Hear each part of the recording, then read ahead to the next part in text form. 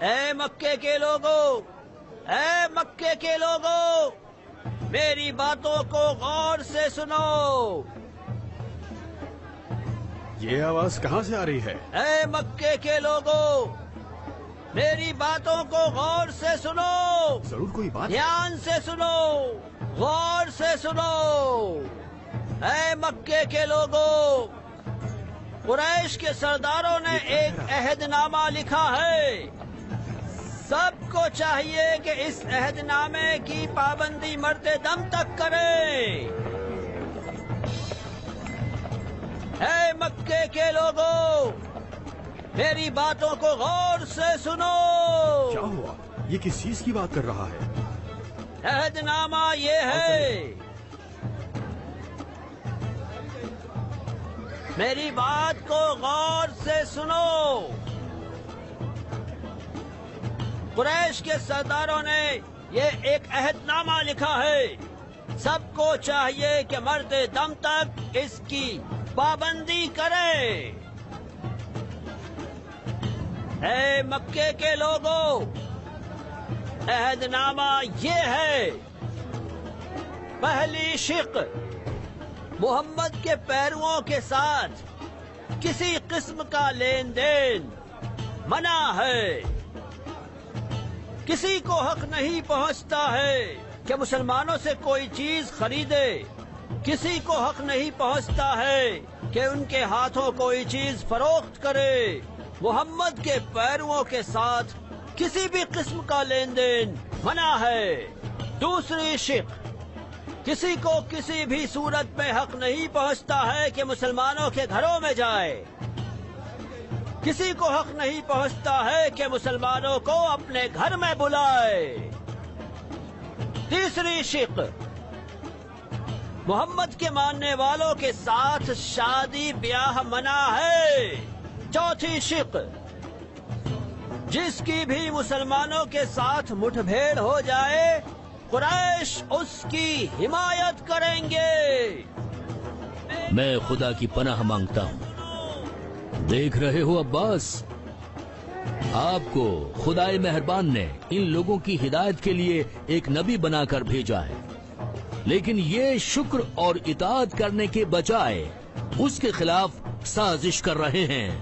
ہمیں کچھ کرنا چاہیے۔ ہم کچھ نہیں کر سکتے ہیں حمزہ۔ قریش کے تمام سرداروں نے عہد نامے کو قبول کر لیا ہے۔ بنی ہاشم تمام قریشیوں کے ساتھ لڑ نہیں سکتے۔ بہرحال کوئی چارہ جوئی کرنی چاہیے۔ اب مکہ کسی بھی مسلمان کے لیے امن کی جگہ نہیں ہے۔ اگر وہ راتوں رات تمام لوگوں کو تہہ تیغ کر دیں گے تو اس عہد نامے کے مطابق کوئی بھی خون کا بدلہ نہیں لے سکے گا۔ قریش ایک زخمی سانپ کی مانند ہے، اذیت و آزار بھی کارگر ثابت نہیں ہوئی ہے۔ اب انہوں نے ایک نیا طریقہ اپنا لیا ہے، انہوں نے بائیکاٹ کرنا شروع کر دیا ہے۔ بھائی، یہ لوگ بھول گئے ہیں کہ خدا ہمارے ساتھ ہے۔ آؤ چلتے ہیں اور اپنے بھائی ابو طالب سے بات کرتے ہیں، دیکھتے ہیں ان کی کیا رائے ہے۔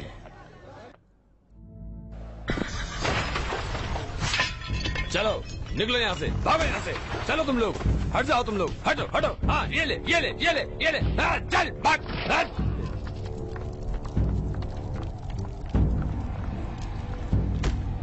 یہی تم لوگوں کی سزا ہے، چلو بھاگو یہاں سے، نکلو یہاں سے، چلو جلدی کرو، نکلو نکلو یہاں سے، چلو بھاگو بھاگو سب بھاگو، چلو سب چلو نکلو یہاں سے، جلدی کرو، چلو چلو جلدی کرو، ہاں نکلو، چلو تم بھی چلو، نکلو چلو بھاگو، بھاگ چل بھاگ، بھاگو یہاں سے، چلو بھاگو یہاں سے، جلدی کرو، چلو چلو جلدی کرو، ہاں نکلو، چلو تم بھی چلو، تم بھی چلو، چلو سب بھاگو یہاں سے، جلدی کرو، رکنا نہیں بالکل بھی، ان کو کچھ بھی اپنے ساتھ مت لے کے جانے دینا، ایسے بھگاؤ ان کو، ارے اب بھگاؤ ان کو۔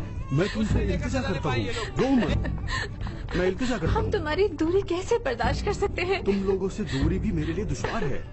حضور نے حکم دیا ہے ہمیں مکہ چھوڑ کر جانا ہی ہوگا، کوئی تمہیں نقصان نہیں پہنچائے گا۔ مکے میں مسلمانوں کے لیے امان نہیں ہے۔ اگر ایسا ہے تو میں بھی تمہارے ساتھ چلتی ہوں، ذرا رکو۔ لیکن تم تو میں بھی اسلام لاتی ہوں. مجھے پتا ہے کہ میرا باپ ناراض ہو جائے گا، لیکن اس کے بدلے میں خدا مجھ سے راضی ہو جائے گا.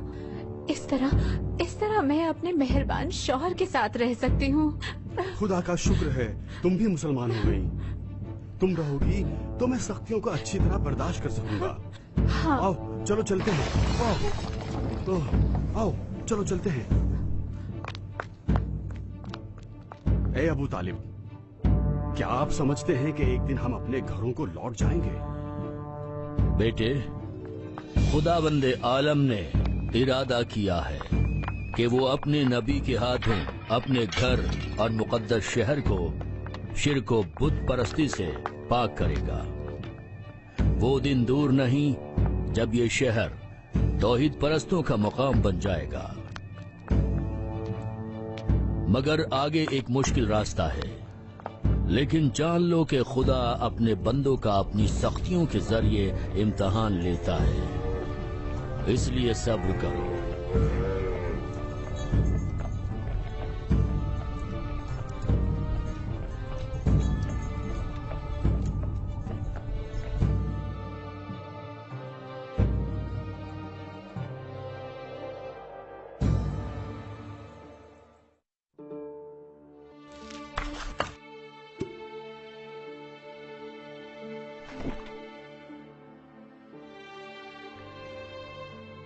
ابو طالب نے قریش کے سرداروں کو اپنے گھر پر بلایا اور پیغمبر اور مسلمانوں کی مدد کرنے کا کام ان کے ذمہ ڈال دیا، کیونکہ مکہ مسلمانوں کے لیے امن کا مقام نہیں رہا تھا.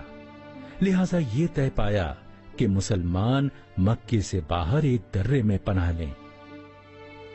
چنانچہ مسلمان اپنے گھروں کو چھوڑ کر اس درے میں جا بسے. یہ ان کے لیے ایک سخت دور تھا تاکہ اپنے ایمان اور ثابت قدمی کو آزما سکے.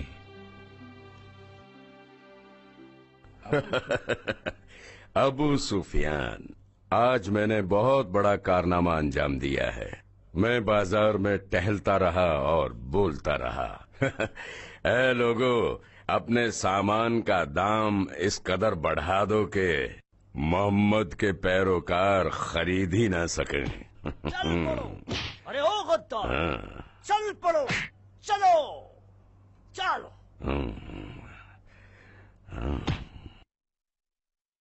چلو. ارے او غدار، لگتا ہے ابو حقیقی چلو چلو. خدیجہ کے بھتیجے کو بری ارے او طرح غدار، مارتا ہوا چل اور پڑو. گھسیٹتا چلو. ہوا یہاں لا چلو. رہا ہے. میں نے اپنی ان آنکھوں سے دیکھا ہے کہ یہ آدمی چوری چھپے اونٹ پر کھانے کا سامان شیب میں لے جا رہا تھا. کیا راشن کی کھیپ؟ تمہیں پتا ہے کیا کر رہے ہو بھائی؟ ہم اتنی ساری کوشش کر رہے ہیں کہ محمد کے ماننے والوں پر دباؤ بنائیں. ایسی حالت میں تم اونٹوں پر اس کے لیے راشن لاد کر لے جا رہے ہو. کیا تمہیں شرم نہیں آتی؟ کیا تجھے معلوم ہے کیا کر رہا ہے تو؟ میں نے اپنی آنکھوں سے دیکھا کہ یہ شیب کے نزدیک پہنچا. اس نے اونٹ کی لگام کو اس کی گردن میں باندھ دیا اور شیب کی طرف چھوڑ دیا. اونٹ بھی درے کے راستے پر چل پڑا. اگر میں ابو طالب کے پہرے داروں سے نہ ڈرتا تو میں خود اونٹ کو بھی واپس لے کر آتا. اب اے ابو سفیان، تم خود کہو اس غدار شخص کی سزا کیا ہے؟ بولو کیا ہے؟ سر اٹھاؤ. اب سنو، تم سے اس طرح کی خیانت کی توقع نہیں رکھتا تھا.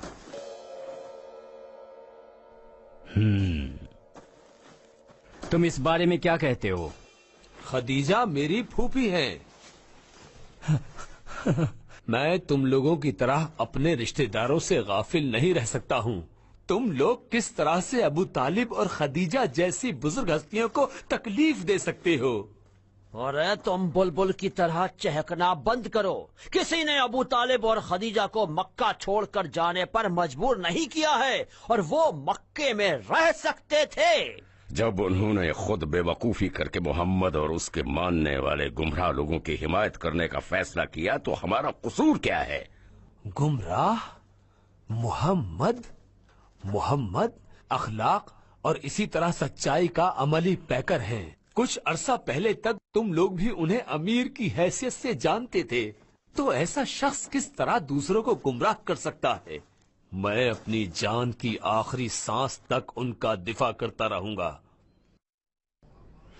محمد نے خدیجہ کے گھر، زندگی اور دولت کو بڑی بے رحمی کے ساتھ برباد کر کے رکھ دیا، اور ایسا کام کیا ہے کہ اس کی امیر بیوی غریبوں کی مانند زندگی گزارے. اور ہاں، اب تیری پھوپھی کو تیری مدد کی ضرورت نہیں ہے. تجھے یقیناً معلوم نہیں ہے کہ خدیجہ کا 1 گھنٹہ پہلے انتقال ہو چکا ہے. کیا خدیجہ کا انتقال ہو گیا؟ کیا میری پھوپھی کا انتقال ہو گیا؟ نہیں، مجھے یقین نہیں آتا. سب جھوٹ بول رہے ہو، تم سب جھوٹ بول رہے ہو.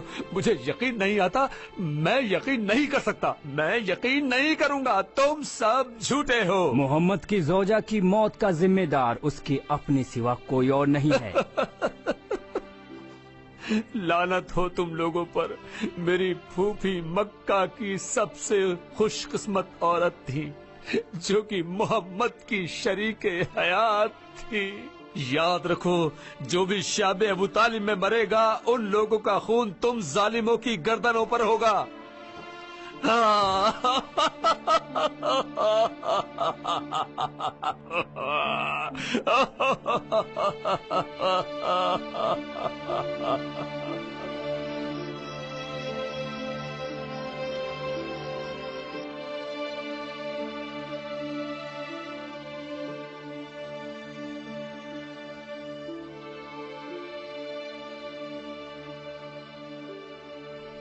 اے سہیل، کیا یہ روا ہے کہ ہم بہترین کھانے کھائیں اور بہترین قسم کے کپڑے پہنیں، لیکن ہمارے رشتہ دار شیب ابو طالب میں بھوکے اور ننگے زندگی گزاریں؟ مجھے عربوں کی عزت و شرافت کی قسم ہے، اگر ہم ابو جہل کے رشتہ داروں کے بارے میں اس طرح کا فیصلہ کرتے اور اس عہد نامے پر دستخط کرنے کے لیے کہتے تو وہ ہرگز اس کام کے لیے تیار نہ ہو جاتے. ابھی اس نے آگے بڑھ کر بنی ہاشم اور عبد المطلب کی اولاد پر اس قسم کی پابندیاں عائد کرنے کے لیے عمل کا بیڑا اٹھایا ہے. دیکھ رہے ہو نا تم.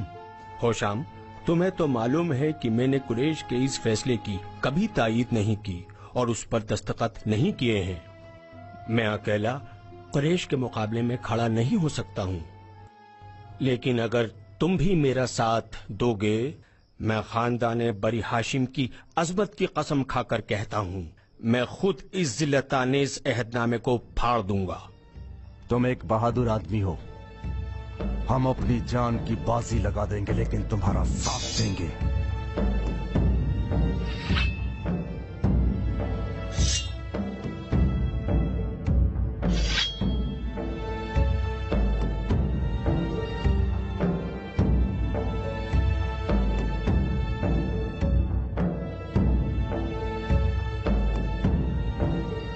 پاک و منزہ ہے خدائے عظیم الشان. یہ خبر قریش کو شکست سے دوچار کر کے رکھ دے گی. یہ توحید پرستوں کے لیے ایک اور کامیابی ہے. اب ہم مکہ واپس جا سکتے ہیں.